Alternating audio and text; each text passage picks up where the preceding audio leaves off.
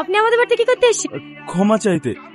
সুমি, আমি তোমাকে অনেক বিরক্ত করেছি, অনেক কষ্ট দিয়েছি। আমি জানি যে অন্যায় আমি করেছি তার কোনো ক্ষমা হয় না, তবুও তোমার কাছে আমি হাত জোর করে ক্ষমা চাইছি। ক্ষমা করে দাও না। ঠিক আছে ক্ষমা করে দিয়েছি। আমি ফেসবুকে সব ফটো ডিলিট করে দিয়েছি। আমি সুমির স্কুলে গিয়েও বলে দিয়েছি সব দোষ আমার। আর কেউ সুমিকে জ্বালাবে না।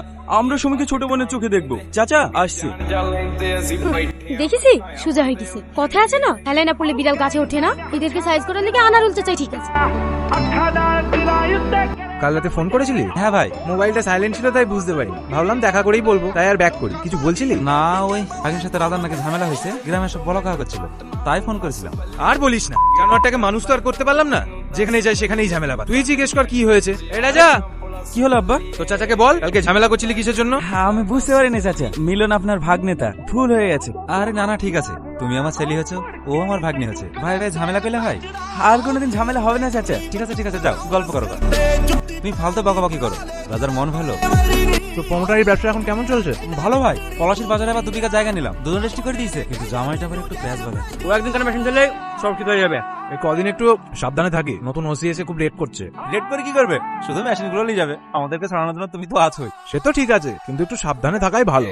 মেশিন সব কোথায় আছে? বাড়িতে নাকি? না না, আমাদের সে একটা মাটির কথা ছিল না, ওখানেই সব রেখে দিয়েছি। আমারও কিছু মাল আসছে, তুই একটু সামনে রাখিস নি। কোনো অসুবিধা হবে না। এসব কোথায় গেলি রে? ভাইকে মাংস দে। ব্রেকিং নিউজ, গ্রেপ্তার সভাপতি আনারুল শেখ ও তার 2 সঙ্গী। বাড়ি থেকে উদ্ধার বিপুল আগ্নেয়াস্ত্র। গোপন সূত্রে খবর পেয়ে আনারুলের বাড়িতে মাঝরাতে হানা দেয় পুলিশ। 6 রাউন্ড গুলি সহ 7টা পিস্তল উদ্ধার করেছে মির্জাপুর থানার পুলিশ।